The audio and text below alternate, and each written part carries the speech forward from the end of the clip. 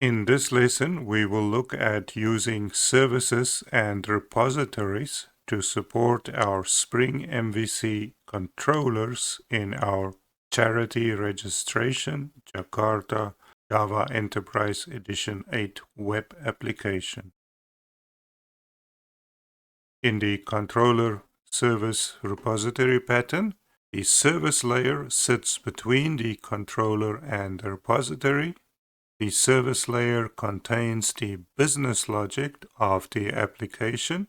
It orchestrates interactions between multiple repositories, data access objects, and performs any necessary processing on the data before passing it back to the controller.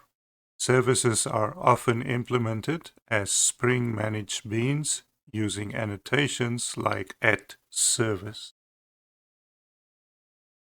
The Spring MVC application context, we have the root application context. It contains the beans shared among all servlets. It includes business logic, services, repositories. It's initialized at startup and remains throughout the lifecycle.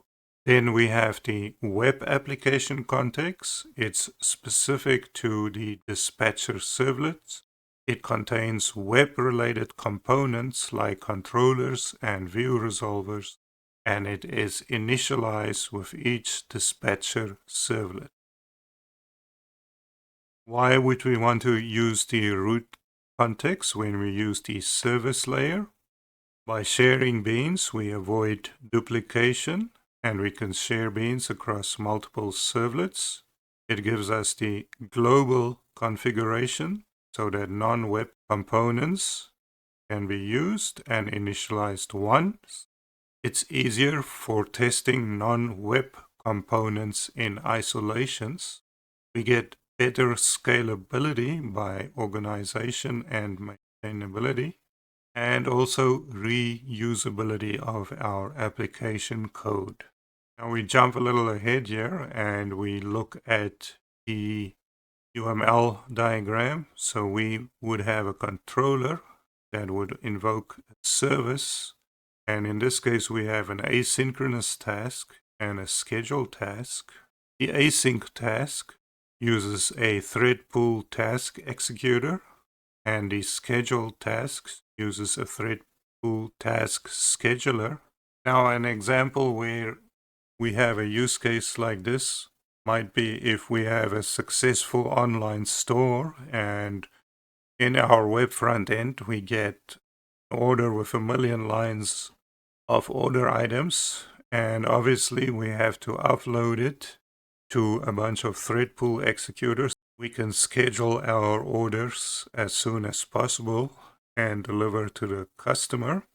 And then say we only got through 500,000 of our million orders, and now we have to contact a bunch of factories all around the world. So what we'll do is we'll schedule the factories to run batch manufacturings for us until we can basically answer all of our million orders. Now from our previous diagram, we are going to use our logic layer separations with the WebSockets chat section in our Charity Registration web app. First, we'll define the business logic. It will contain our core functionality. It will contain the access to services, repositories, and domain objects. Then we'll implement WebSocket handlers that will manage the connections. It will handle the messages and interact with the client. We will use the WebSocket handler interface here. Then we'll inject business logic services into our handlers and allow interaction with our business logic layer. Then we will invoke our business logic from within the WebSocket handlers. We will delegate actual logic processing to our service component. This helps us to separate concerns, and we have a clear separation between WebSocket handling and business logic. We don't mix our WebSocket code with our business logic details. This approach ensures maintainable, scalable, and reusable WebSocket implementations in our Spring Web applications. Now we'll go over to our course documentation, and we select Spring Framework Enterprise Development with Jakarta JE8. And in here, we'll start with using Spring MVC with a service and persistent layer. The question, what is the model view controller plus a controller service repository? The answer is, the model view controller architectural pattern is widely used to structure web application. Let's break down each component and then discuss the addition of a controller service repository pattern. The model represents the data of the application and the business logic to manipulate that data. In a Spring MVC web app, models are typically Java objects that encapsulate the application's state. These objects can represent entities from a database, data transfer objects, or any other data structure relevant to the application. The view is responsible for presenting the data to the user. Views are typically implemented using technologies like JSP. Views receive data from the model and render it in a format suitable for presentation to the user. The controller acts as an intermediary between the model and the view. It receives incoming requests from the client, invokes appropriate logic to process the request, and then selects the view to render in response. In Spring MVC, controllers are typically implemented as Java classes annotated with @controller or @RESTcontroller annotation. Now let's introduce the controller service repository pattern. In the controller service repository pattern, the service layer sits between the controller and the repository. The service layer contains the business logic of the application. It orchestrates interactions between multiple repositories and performs any necessary processing on the data before passing it back to the controller. Services are often implemented as Spring managed beans using annotations like @service. We can use it for validating our data and sending our alerts via email or text if we run into unexpected problems. We can add metadata to our incoming data, such as time, data, country, and region. We are currently persisting to an in-memory database, but eventually wanting to persist to MariaDB or any other database. By factoring out this business logic into service layers, it will make it easier to reuse the service persistent layer with other client-side input interfaces such as REST or SOAP services. The repository layer is responsible for data access and persistence. It abstracts away the details of how data is stored and retrieved, providing a clean interface for the service layer to interact with the database. In a Spring MVC application, repositories are typically implemented using Spring Data or custom data access. The controller service repository pattern extends the traditional model view controller architecture by introducing separate layers for business logic, our service layer, and data access, our repository layer. This separation of concerns improves modularity, maintainability, and testability of the application code. Now back to our course documentation overview, and we'll go to the root application context versus the web application context with the service and persistence layer. We typically have two contexts in Spring MVC. the root application context and the web application context. The root application context is loaded by the context load listener. The application starts up. It contains beans that are shared among all servlets. Typically, beans related to business logic, services, repositories, data access, and other non-web components are defined in the root application context. These beans are initialized when the application starts up and remain in memory throughout the application's life cycle. Then the web application context is specific to the dispatcher servlet and is loaded when the dispatcher servlet is initialized. It contains beans that are scoped to the web layer, such as controllers, view resolvers, handler mappings, and other web-related components. Each dispatcher servlet has its own web application context. Beans defined in the web application context are typically specific to handling web requests and responses. So why use the root application context instead of the web application context? It allows you to share beans across multiple servlets or components in your application. And this allows these beans to be shared among different parts of the application without duplication. It gives us global configuration, and it ensures that they are initialized once when the application starts up and remain available throughout its life cycle. It gives us testability. We can test them in isolation since they are not tied to the web layer. This makes it simpler to write unit tests for business logic and other non-web components.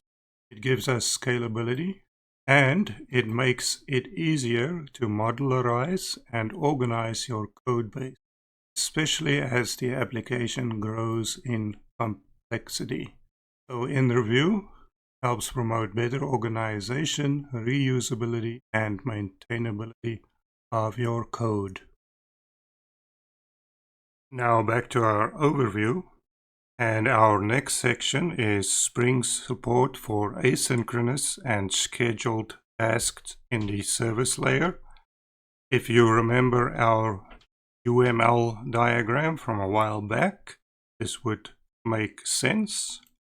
To enhance services with asynchronous and scheduled execution in a Spring MVC application, you can leverage Spring support for asynchronous and scheduled tasks.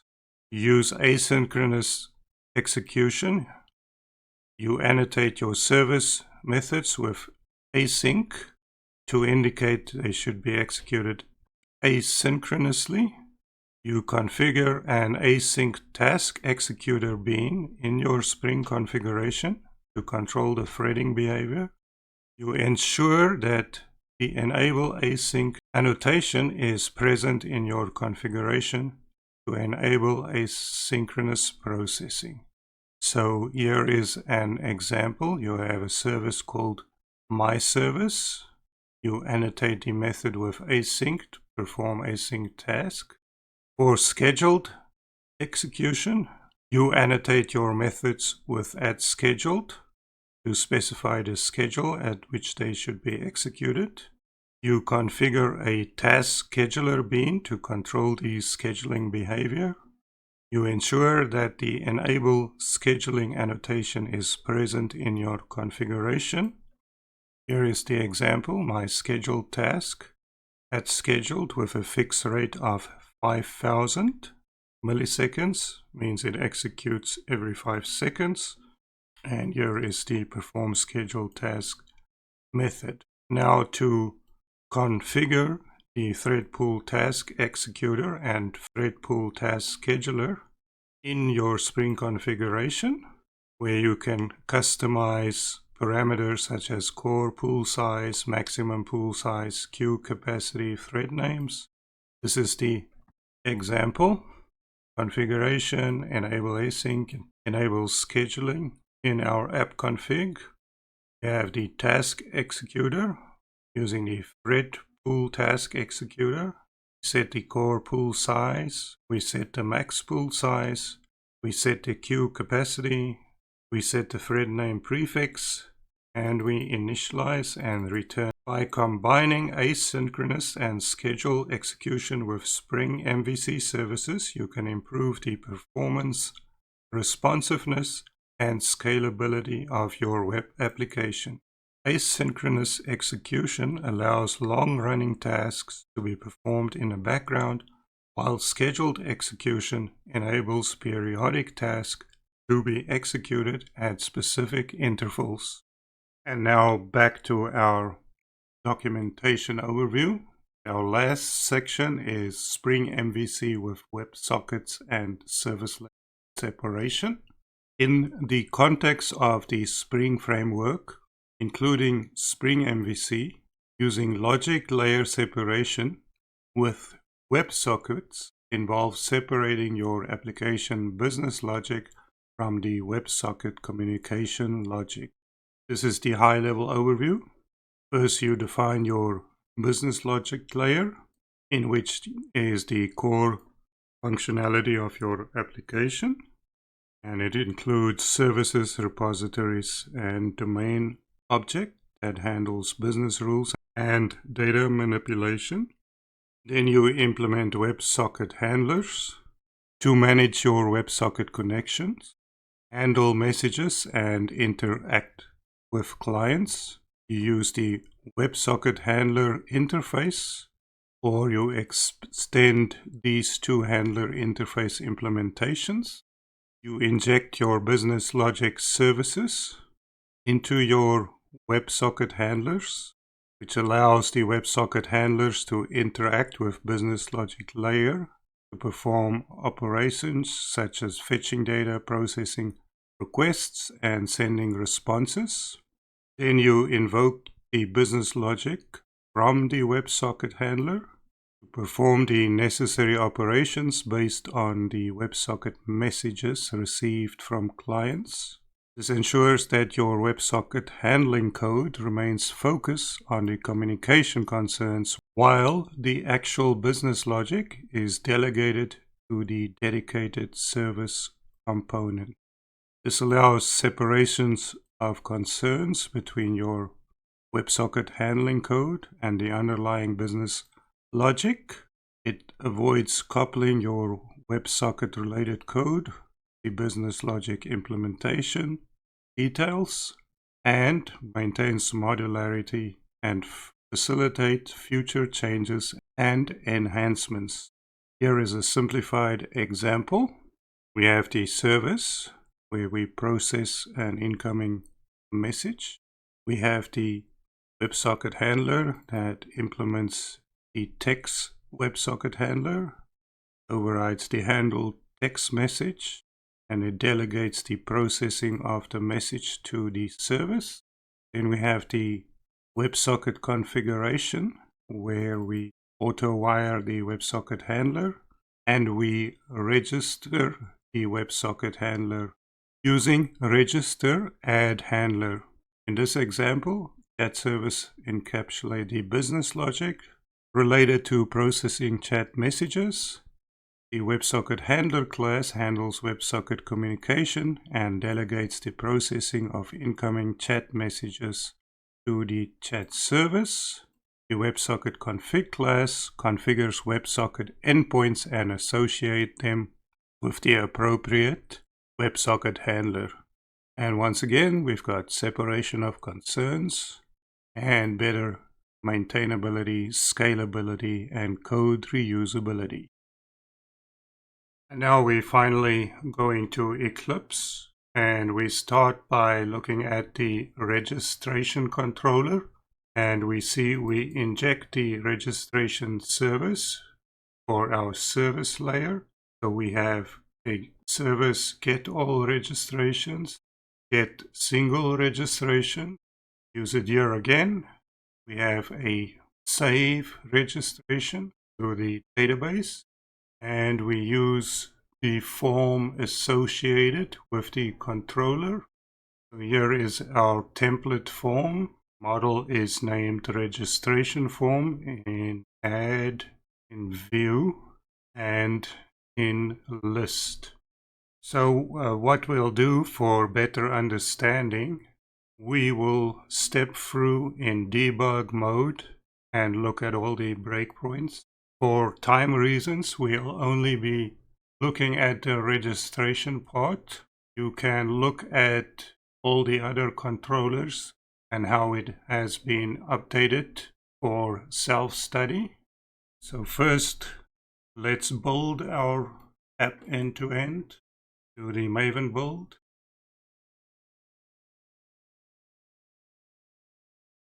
Our Maven build was successful. Now we'll go up and clean up. We'll clean all of our projects. And now we are ready to step through in debug mode.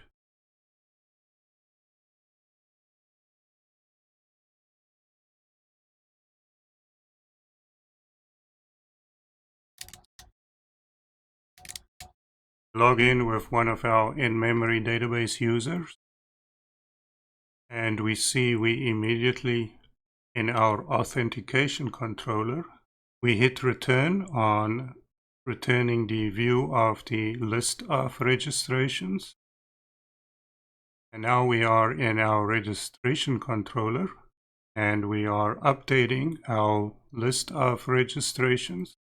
Here we get all the current registration. At the moment would be none. And let's look at our web browser. So here we see the list of registrations. There are no registrations in the system. So now we'll select create a charity registration, and in our controller we set up the form and go to the registration add, and here is the input form. We'll ignore file attachment for now and hit submit, and in the controller we hit the registration view logic. So here we create a new registration. We set the username from the login value name. We get the subject from the form. We get the body from the form. We did not enter any attached file. We'll just do one loop and skip. And then we call the registration save. So let's step into the registration service save. Here we have hit the default registration service, which is the implementation of the registration service.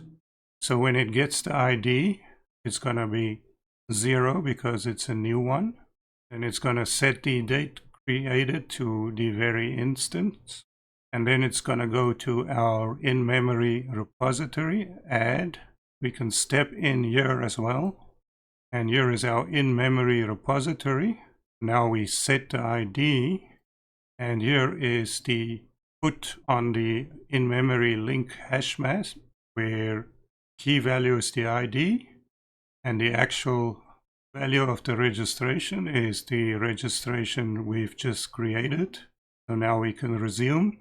And now we go select another view of the registration that we have just entered, and it returns it.